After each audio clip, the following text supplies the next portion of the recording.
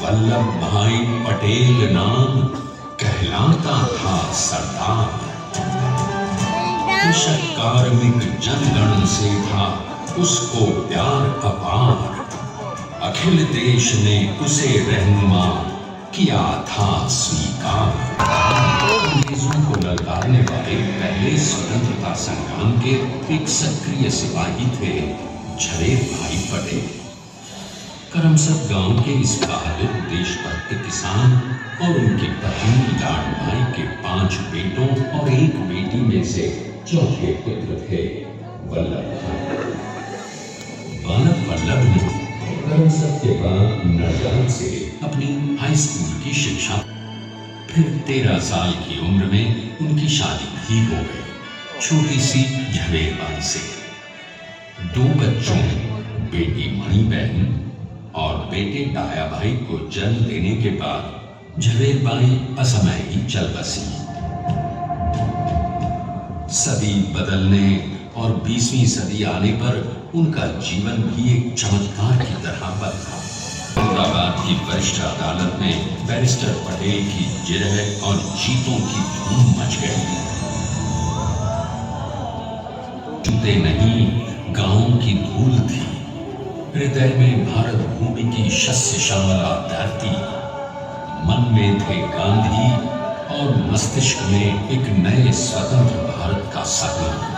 बारडोली के 87,000 किसानों को ऐसा अटल अडिग अचल मनोबल दिया कि अंग्रेजी सरकार हिल गई और 1 बरस के बाद उनका लगान माफ कर दिया गया। अब तो पूरे देश में लोग वल्लभ भाई के नाम की कस्में खाने लगे।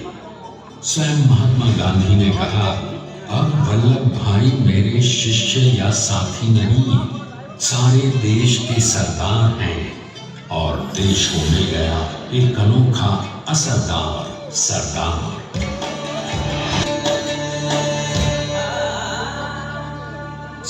जहां पूर्ण स्वराज के साथ सारे समाज को गरीबी, अशिक्षा, छुआछूत से भी आजादी मिल जाए। इसकी पहली रणनीति थी भारत को अंग्रेजों की गुलामी से आजादी, ताकि भारत के लोगों की अपनी सरकार सबके साथ और सबके विकास के लिए काम कर सके।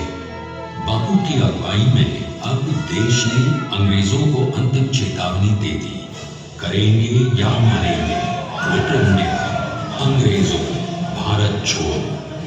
बस फिर क्या था, संघर्ष की रणभेरी बजी। 3 सालों के लिए सरदार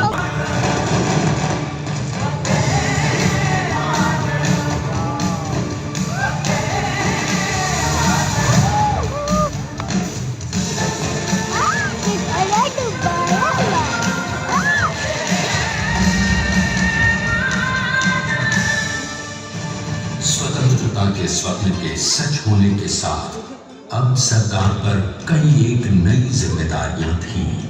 आने वाली आजादी की तैयारी तो प्राप्त हुई, लेकिन खंडित भारत में भी उठते विभाजनवादी अंधकार को अभी दूर करना था। जब देश के खंड खंड होने का भय उत्पन्न होने लगा तो सरकार ने निर्भय होकर खुद अपनी केंद्र सरकार और साथियों को भी चुनौती दे डाली और जम्मू कश्मीर को बचाने के लिए सारे देश का आकाश वायुयानों से भर गया।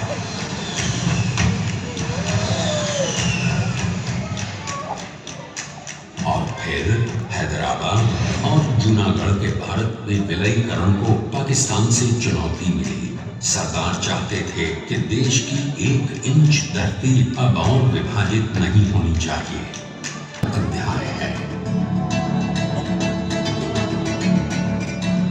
जैसा उन्होंने स्वयं कहा था, हमें नए धागों को पुराने ताने बाने में ऐसे पिरोना है कि एक दूसरे में गुंथ जाए और बेहतरीन बनावट वाला एक नया भारत उभर कर सामने आ सके। बनाकर दिखा ही दिया सरदार ने। संसार के सबसे बड़े प्रजातंत्र के शिल्पी को प्रणाम करने के लिए भारत को समर्थ भारत में बदलने वाले सरदार पटेल को समर्पित प्रेरणातीत भी है।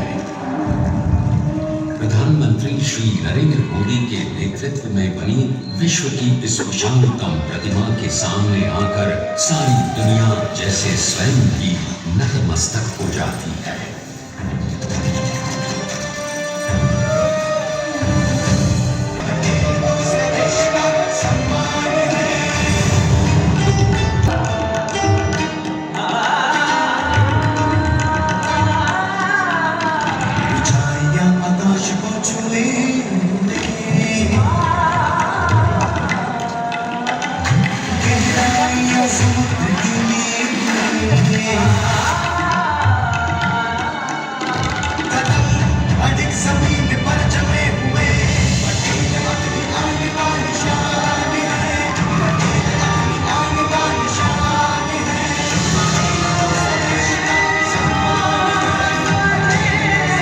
सबसे विशालकाय प्रतिमा का निर्माण कैसे हुआ?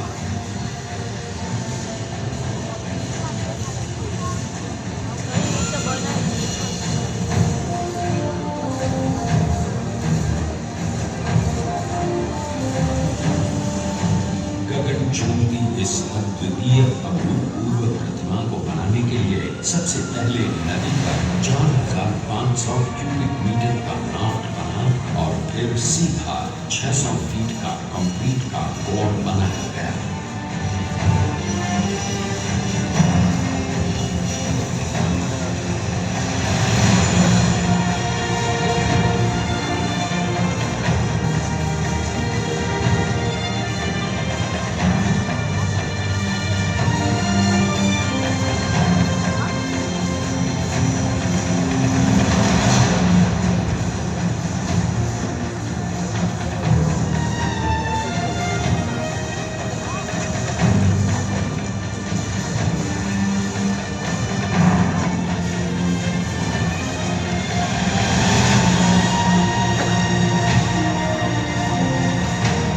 इस कंक्रीट कोर के साथ लगाया गया स्टील का फ्रेमवर्क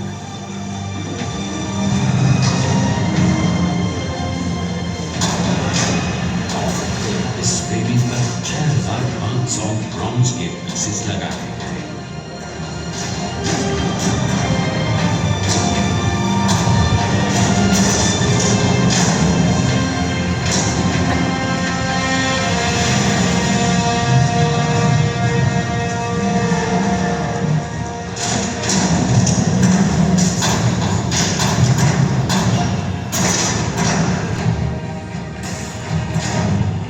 जानते हैं कि 182 मीटर ऊंची इस भव्य प्रतिमा को बनाने में कितना समय लगा?